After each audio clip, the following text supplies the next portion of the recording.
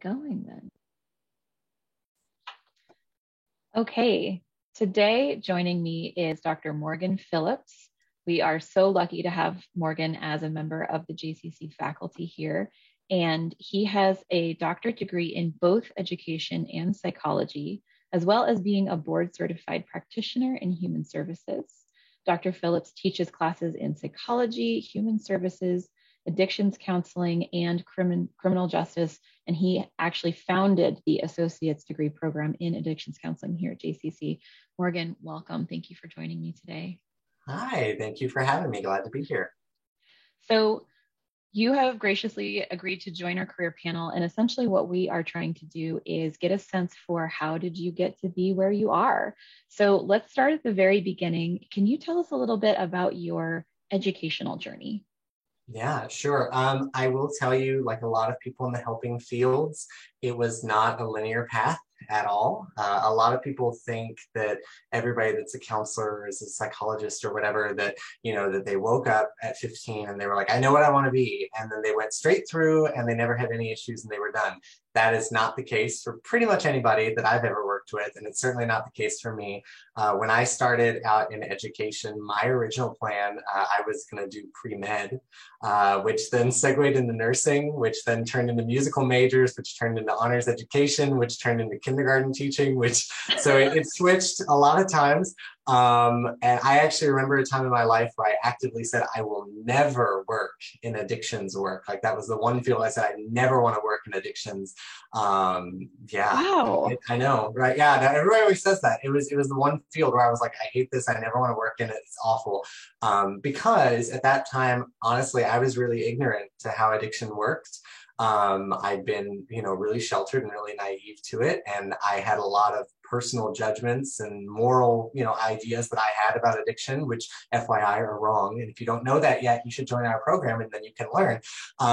And so I was like, yeah, I never want to work in addictions. So I started out in school and I went officially for elementary ed. And then I was like, well, no, that's not right. And so then I changed it over to, what was it? Liberal arts in general, social science and religion, because I thought I was going to be a pastor. I know, right? And so so I finished my degree in that, my undergrad, so my bachelor's degree. And then I was like, well, I like to help people. I know I want to help people. So I'll look into counseling. And so I did counseling. I did marriage and family therapy. And so I got my master's in that. And I thought, okay, I'm going to work with couples and kids and families all day long, and that's it. And my very first job straight out of the gate in Cincinnati, Ohio, was working with homeless populations with addiction. Wow. Not marriage, family therapy, not kids, nothing, not in my wheelhouse of training at all. They were like, hey, we're desperate and we need warm bodies to help people. Will you help? And I was like, okay. And so I did. And on the job, I learned a lot about addictions, working with a lot of, wonderful people who had a lot of life's challenges thrown at them. And for me, as kind of this country kid from the middle of nowhere, Kentucky, it was a big wake up call and I fell off my high horse really quick. And I learned about real people and I realized I really enjoyed it. And so I got more training in addictions and I specialized and credentialed in addictions counseling in Ohio. And then I kept going. I knew I wanted to keep going. So I went for my doctorate. And then as I kept going through that in clinical psych at the time, I realized I really enjoyed teaching it. I loved doing clinical training and mentorships. And so then I did education, I did a dual degree, and then I graduated and the rest is history. So. Oh my gosh. So your story brought up a couple of questions that I feel like other people might be curious about too. How did you know that elementary ed wasn't right for you? Ironically, I don't know that I ever knew it wasn't right, because there was a time I was a preschool teacher, so I worked in the field, so it was right for a time. I think it was more just a realization that I wanted something different. Everybody that goes into education, there has to be kind of a motivating factor of why you're doing it. And for me at that time, I was 18, 19 years old. The idea of working in a classroom full of impressionable young 3 and 4 year olds was not my life goal. It takes a special person to do that. And at that age, that person was not me. And so I think it wasn't necessarily that I knew that this was the wrong path, as I knew there had to be a more right one out there somewhere. And that's what I was looking for. So I think that's kind of how that happened.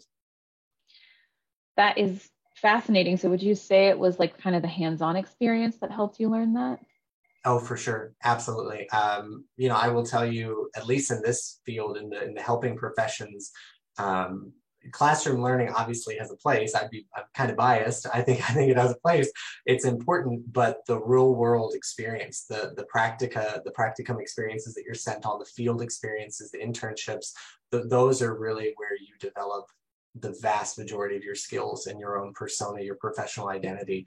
The classroom is the foundation, but your actual skills, that's going to be real world interactions. That's my favorite part. That's awesome. So now everybody's favorite question, how did you pay for college? Yeah, well, you'd be surprised how much people will pay you for your kidneys. I'm just kidding. So it's actually interesting, and I say this for both students who might be out there, those who are like, hey, I've got full scholarships, and those that are like, hey, I have $8 in the bank, and I don't know how I'm going to pay for this. I actually started out with a full ride scholarship. It was a governor's scholar. We call it governor's scholar back in Kentucky. And so they paid for everything. They paid for my undergrad, my tuition. They paid me a stipend. They paid for my apartment, everything. And yours truly totally blew it. Totally blew it. Like went to college, had the college experience, didn't really know what I wanted, wasn't ready, felt really pressured into just going because, well, that's what you do at 18. Like you graduate high school, you go to college. I wasn't ready, and I tell students this all the time. If you're listening to me right now and you're like, maybe that's me, I don't know if I'm ready. There is no shame in saying, you know what, I'm not quite ready yet. Telling you from experience, learn from me, expensive mistake, okay? And so when that went bye-bye, then I was in a position of, well, I got to pay for this somehow. And undergrad, if you waste a scholarship, people aren't banging down your door to give you more free money. And so I did what millions and millions of other people did. I did the student loan route. I was very kind of foolish and stubborn, and I was like, I got myself into this mess, so I'm going to pay my way out. And I didn't let my parents pay for anything. So mommy and daddy did not foot the bill on my tuition. I paid every penny of my tuition. And so I took out student loans, egregious student loans. Don't take out private loans. I'm telling you that right now. Do not ever take out private loans, those of you who are listening. And so I took them out. And I'll tell you this, for people that are scared of that, my mom always said this, and I agree with her in hindsight. It's the best investment you'll ever make is an investment in yourself. And, there are people out there that are, there are people out there that are 25 that are going to have a home and a fancy car and they're going to own it all. And you're sometimes at 25 in the middle of grad school with $100,000 debt. You're going to feel like, man, I'm such a loser. Like, why don't I have that? But at the end of the day, you chose to invest in yourself in a different way, not a better way, not better. College isn't for everybody, and that's okay. But you chose to invest in yourself in a different way. And so now as I grow older and those debts are, rapidly getting paid off and not debts anymore, it was a great investment and I don't regret it at all. And I'm glad that I did it. Was it a rough, 10, 15 years of a lot of work and peanut butter and jelly sandwiches and, not, buying a new Mercedes and stuff like that? Yeah, you betcha. I remember conversations of like, hey, mom and dad, I need $10 for gas or I can't come visit. I remember those. And, here we are years later and those are things of the past. And so, yeah, I did student loans. And if you do student loans, the only thing I can tell you for what it's worth, it's going to be so tempting to sign those master promissory notes and live high on the hog, as we call it in the South, and to think like, oh my gosh, I can get the new car and the fancy apartment. I can get the cool new stuff from IKEA, because obviously the stuff you need is always going to be at IKEA. I'm telling you now, that interest will kill you. And the $8 curtain that you bought in 2023 soon becomes a $900 curtain that you regret buying 15 years later when you're drowning in student loan debt. So if you do take out student loans, do your best to get subsidized ones and take out the bare minimum to cover your tuition. Do not be tempted, even when people tell you like, oh, you can get way more and qualify for more. All because you can doesn't mean you should. So that's my soapbox. But student loans, I did it. Millions of other people did it. All because you took them out doesn't mean you're going to die in debt. It does mean, though, that you may have to make some sacrifices and some responsible decision making as you grow older. And it's an investment in yourself. And if you invest wisely, it'll pay off in dividends. That is an excellent soapbox and such an important one. And so just to clarify a couple of things that Dr. Phillips just said, he mentioned that he took out private student loans. You can get loans that are different. Private student loans tend to have higher interest rates. There are other types of loans available to you. He just mentioned that, you can look for subsidized student loans. And if you remember from last week, we talked about a couple of different options. We not only talked about scholarships, including the New York State Excelsior Scholarship, we talked about grants, and we talked about the Community Foundation and local grants versus federal grants. You can also, we're always going to bring you back to the financial aid office here and kind of talk about things that they can do for that as well. And Dr. Phillips said something so important: take out the bare minimum. You don't want to be tempted by what feels like a lot of money up front. So with loans, as little as possible; with grants and with scholarships, as much as possible, because that is free money. But also what Dr. Phillips mentioned about getting that governor's scholarship is that I'm assuming here, right, is that they came with prerequisites. Yeah. You had to maintain a certain GPA. So you'll notice that sometimes with scholarships is that it comes with a GPA prerequisite or a number of amount of class load prerequisite. And so making sure you meet those keeps that money coming in. That is so helpful. That is one of the main topics we've been talking about throughout this camp. So thank you so much for touching on that and your experience. But let's kind of talk now about later in life. You talked about meeting privately with clients and with patients, but now you teach. So will you talk a little bit about that kind of career trajectory as well? Yeah, so like the transition from doing, yeah. So I actually, I've been teaching like music and stuff privately on the side for, at that time, like 15 years. And so I knew I loved teaching. I loved the training piece. I also knew I loved doing the one-on-one, face-to-face, like clinical work. And I actually was working as an in-home therapist. So this was years later. And one of the women that I worked with was like, hey, I'm an adjunct at this college in Indiana. I could probably throw a class your way. I could talk to my boss and have him throw a class your way if you're interested. And at that time, I was still finishing my doctorate. And so I was, working pretty much any contract job that would have me. And I was, going to town. So just FYI, to those that are like, hey, you can't work and do school. Yeah, you can. I worked full time and went to grad school and postdoc the whole time. I never took time off. So yes, you can. It's work. That's what they call it, work. But either way, so I did it, and I was like, sure, let me do a class. And so I did.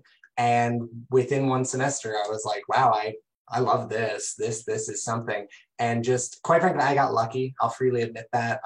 I only had one semester adjuncting before I got hired full time. And that was, at this point, that was seven years ago, I guess.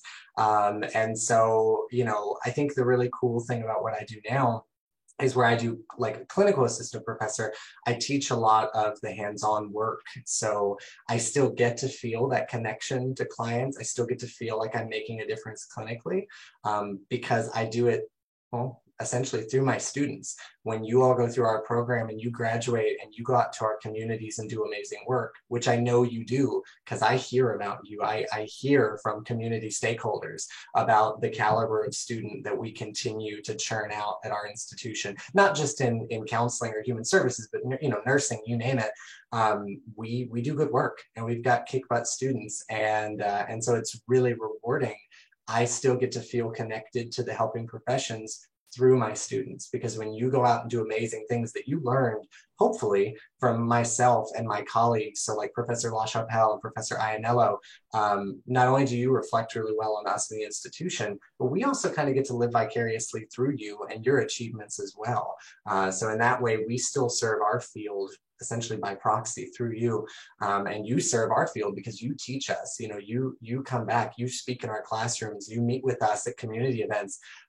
Recently, I actually had a committee meeting, and half the people on the committee were my former students, and that is a really rewarding thing, to get to work alongside colleagues now who are out there fighting the good fight, who you trained 2 or 3 years ago. That's a really cool and humbling feeling, and I'm really grateful for it. So that transition was really nice, and I really enjoy it because I feel like I still get to straddle the best of both worlds. I get to do what I love and teach, but I also get to feel like I'm making a difference in helping people. I don't, they're not mutually exclusive. There's always crossover. And in my work at the college, I work on the behavioral intervention team. So I still routinely do mental health intervention and crisis intervention and trainings and all that good stuff. So I hope that answered your question, Annie. Yeah, absolutely.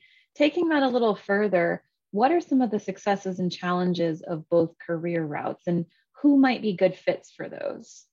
Yeah. So you say both career routes, so like human services and addictions, or like clinical and educational? Let's do both. So yeah, I think some of the I think the obvious rewards, so to speak, is you're doing, you're doing good work. There aren't, I would argue there are a lot of jobs out there. There aren't a ton of vocations. And if you don't know the Mm, difference, I really encourage you to speak to someone who has a vocation, because you'll know. Those are the people who get excited about what they do. Those are the people who wake up in the morning thinking about the difference they're making. Those are the people, they don't eat, sleep, and breathe their work because they feel obligated. They do it because they feel privileged. That's a vocation. And so in the helping fields, to me, those are vocations. That work chooses you, and you choose it because there's a level of kind of symbiotic fulfillment. You feel like you're making a difference and putting your positive impact on the world, and it changes you on the inside too. I tell students all the time, my work, it's not necessarily that my work pays me, millions of dollars or anything like that, or notoriety. My work pays me interpersonally. It gives me skills and communication and abilities to interact with others that make my home life stronger. They make my marriage stronger. They make my relationships with friends and family stronger and more valuable. The things I learned clinically in the field, I would argue, made me a better person out of the field.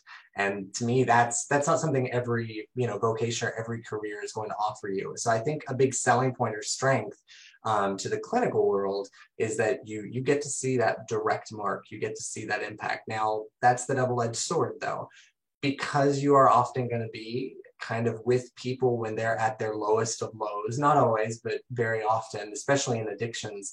You see a lot of heartache. You see it's very emotionally draining. And if you're not careful, if you don't kind of guard your heart, so to speak, and we teach that in our program. So those of you like, I don't know if I could do that, we try our best to train you. If you don't guard your heart, it's going to be really easy to feel overwhelmed. When you get mhm, surrounded by sadness and awful things 24/7 for years, that really sucks the life out of you pretty quick if you don't have a good support system. You've got to learn how to fill that emotional cup to where you don't feel drained 24 hours a day. I will tell you now, the turnover rate in the helping fields is astronomical. We're mm, talking 80+%. The vast majority of you who go into this field will not still be in the field 20 years from now. mhm, Here's the thing, though. A lot of people see that as a failure. I don't see that as a failure at all. To everything, there's a season. Sometimes the 1 year you were in field made a difference in tens of thousands of lives. Just like you can be in a field for 40 years and never have made any difference at all. And so it just is what it is. And so like my time in field as a clinician, in the grand scheme of my career, was more limited than my side of education. So then on the education side, the selling points, you get to live forever. How messed up is nice. that? You do. There will always be an element of me in the most narcissistic way that lives on through the lives of my students. The work that they do in the community, the people that they touch and that they help, it's a blessing to know that I got to be at least a tiny piece of that journey. So I think that's huge. You get to live forever. The not so great thing, or the thing that maybe turns a lot of people off, if you're looking to make, bank, if you Mm, want to make $2 million this year, yeah, teaching is probably not the right fit for you. I mhm, tell people all the time, one of the coolest things about teaching, at least in higher ed, is I'm compensated with time more than mm, money. I might not make $250,000 a year, but I get summers, and I have winter mhm, breaks, and I have weekends and nights, and I don't have emergency meetings and stuff like that a lot of my friends in other fields do. And so, like, while my husband, who is a clinician, might make 5 times what I do, he's also not working what I do. And he mhm. also doesn't get 3 months off in summer. And he also doesn't always get work-free weekends. I do. And so it's a little bit of both. I think everything is what you see in it. If you like Mhm. seeing the impact you have on others, if you like helping people, if that truly fills your cup, either one of those or both could be a great match for you. If you're really just interested in, hey, I want to clock in, want to clock out, I don't want to make friends, I want to make bank, no judgment, no harm, no foul, neither of those is the right field for you, because you're not going to get that. If you want to be good at what you do, you're going to have to forge relationships. So if you hate people, this is not, listen, hey, every year there's at least one where I'll have to sit them down. Maybe you don't like people, do you? Not really. Okay, so we should talk. This is not the right fit for you. That's like saying you want to be a phlebotomist, but you don't like needles. That just saying doesn't really work. So yeah, if you're a people person, if you enjoy working with people, this is probably a great fit for you. If that's not your jam, that's cool. That's fine. Go into research. You can help people with research. Everything I do is based on research. So you want to help people, but you don't like being around people, do research. Yeah. We need it. So there you go. You just hit on something so important that we have talked about, but I want to keep reiterating is if you like the field, but you don't like the most obvious aspect of that field, remember there are so many careers that intersect in that one way. And you also mentioned something that is just so fantastic is look at what the benefits of the job are. So if the thing that you value is, financial freedom, and then we need to consider that with a job like education. But if the thing that you value is your free time, that's another benefit and form of compensation to look for. I so appreciate you bringing that up. Well, now it's time for the plug. So tell us about the programs that you oversee, the addictions counseling one that you started, and how can students apply? And most importantly, what can they do with it when they graduate? Yeah, so backtracking a little, I will say, so I would love to take full credit for all of addictions. I will say, that program was in the works before I came and joined. We have obviously grown since I've been on board, and I'm very grateful for that. We're one of the top 20, just saying. We were in the newspaper and everything. But I do want to make sure I give credit where it's due. Professor Iannello, Professor LaChapelle had put in a ton of work into that program long before I came along. On that note, in addictions counseling in particular, I really love our programming because it is a small cohort model. Generally speaking, the students that you will start with can very realistically be the same people that you will finish with. And I think very few programs tend to offer that these days, especially at larger institutions. So I find that a lot of our students, at least in the addictions counseling program, I have a lot of non-traditional students. And all that really means is that I have a lot of students who maybe aren't fresh out of high school. They're not 18 years old, fresh out of high school, although I've got plenty. Sometimes I've got the 45-year-old who's a career changer. I have the 67-year-old who's retired but wants to help out in their community in their free time and do addictions counseling. I've got the 18-year-old fresh out of high school who's like, no, I think I really want to help people with drug issues. All welcome, happy to have you. And the reason I say that, in addition to just because I'm happy to have you, is the wealth of experience and opportunities that you all bring to the table. Because when you come from a program where there's such a diverse perspective of viewing the world, so many different lived experiences, you really learn from one another. I learn from you as your instructor and vice versa, and you learn from one another of lived experience, things that people go through, how it actually has real world implications. Another thing that I really enjoy about the cohort model, people tend to get very comfortable with one another, and we talk a lot. And it's not rare at all to find out that the majority of us in the classroom have lived experience with addiction. So either personally are in recovery, or people that we care about and loved are in recovery or are attempting to get into recovery, or most often, I would argue for most of us, a combination of all of those. Maybe we're in recovery and people we love are trying to get into recovery, and people in our community are trying to get into recovery. Like, it's all multimodal. And I think that's a big selling point of our programming. And so let's say if you say, hey, I'm interested in addictions, what does this program do? What am I going to get from this? Well, it depends what you're looking for. If you say, hey, I want to be a clinician, I want to be a drug counselor, I say, okay, it's going to take you about 2 years. You're going to come in fresh out of high school. You're going to be with us for right at 2 years, so 4 semesters. And you are going to really you're going to dive in deep. The way that we set up our program, in addition to your kind of basic gen eds that you do for any of the associates program, you're really going to dive deep into like drug treatment, drug interactions, studies of alcohol chemical dependency, family therapy, group dynamics, all that stuff. You're going to learn about abnormal psychology, diagnostics. So you're going to have a lot of psych, a lot of counseling, a lot of human services, case management, a lot of addictions, all of it simultaneously. And we have 3 full-time faculty members. So you get to know all of us really, really well because you tend to see us repetitively for classes. You get to really know us. You'll have one of us for advisors. If you do addictions, it'll pretty much be guaranteed I'll be your advisor. And so you work with us closely throughout that time. And by the time that you're finished, you will have completed the requirements necessary in New York State to apply for what's called CASAC-TR. So that's a trainee status. And so CASAC is a credentialed alcohol and substance abuse counselor in New York State.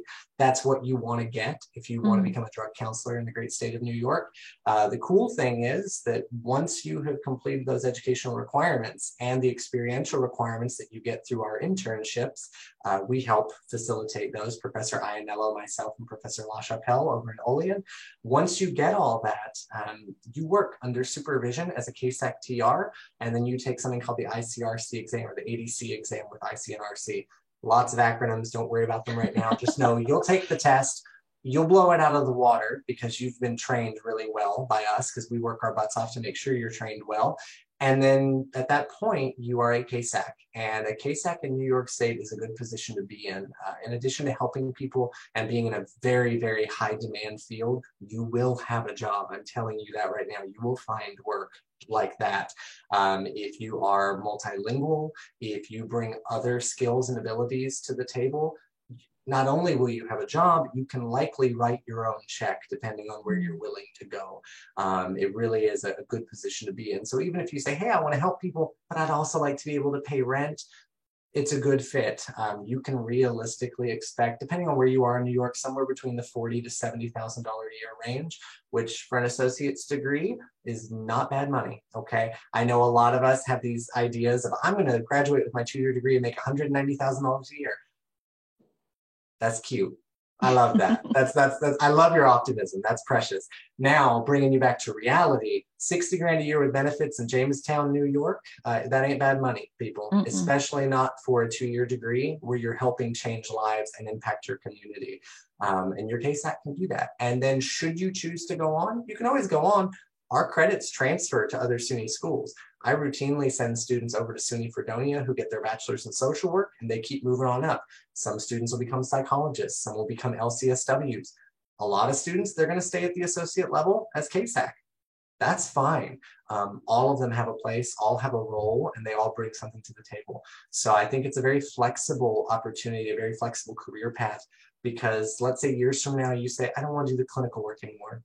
It's a lot emotionally, I wanna go into something else. Cool. Case management, there's fundraising, there's nonprofit management, there's leadership, there's consultants. I mean, there's 1,000 different directions you can go that have nothing to do with clinical work, where you'll still use the degree that you paid for and worked hard to get.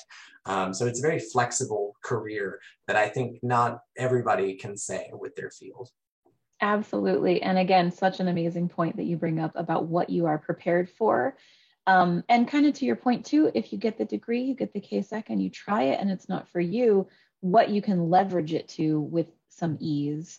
And you are absolutely right. As of this recording, July 2022, addictions counselors are in southwestern New York are paid at or above the national average. And that happens with almost no other area for where we live, because our cost of living tends to be a little bit lower. So that tells you that is a job that is in demand. So really amazing to have you bring that up. Thank you so much for being here today. This has been so incredibly helpful. And if anybody has any questions, you can find Dr. Phillips on the sunyjcc.edu website. Just type his name in. It will bring you to a contact page. Obviously, you can talk to Career Services and we will connect you, but hope you learned something today about all of these fields, and thank you for joining. Absolutely. Thanks so much. I appreciate it, Annie. And yeah, if y'all have any questions, email me direct. You don't have to even bother Annie or anybody for your services. Go straight to the website, email me direct. I'm always happy to work with you. Love answering questions. Even for those who say, I know I don't want to go into addictions, but I've got questions. That's often part of my role, is connecting people with the right resources. So if maybe someone you care about needs some support and you're not even interested in the college program, still reach out. I'll see what I can do. I'll do my best. So thanks so much for your time. Bye, everybody. Bye.